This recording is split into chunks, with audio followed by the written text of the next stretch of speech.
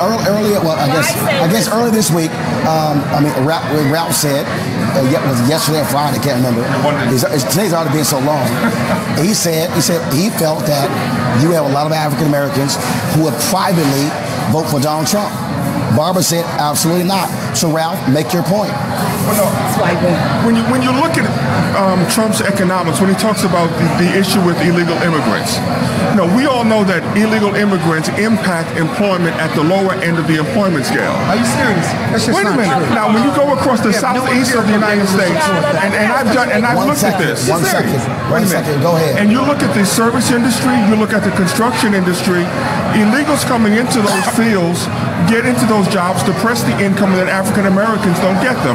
Now, there's a store right here in Washington, D.C., and I'm not going to mention the name of it because I don't want to out them, but they had a 100% Hispanic workforce.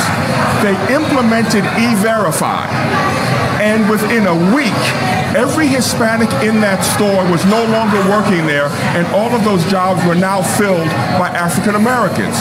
So they got rid of all of the illegals, and now the black Americans had those jobs. That's not anecdotal, that's a fact. One second. Barbara, then Greg. Yes, Roland, black people, tomorrow morning, doesn't matter whoever wins, we better organize, we better come together, we need our own plan, we cannot just be part of attaching ourselves to anybody's wagon, we gotta have a direction. I don't care who wins, it's about us at this moment, because we gotta rise up and establish ourselves the way that we can succeed. Bank black, buy black, do what we got to do to establish a whole different reality of political empowerment and understanding and negotiation.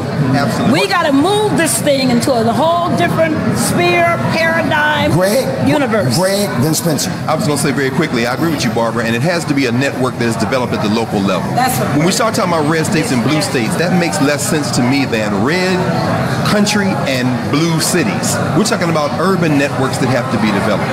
A trade war now, forget the Soviet Union, think about China.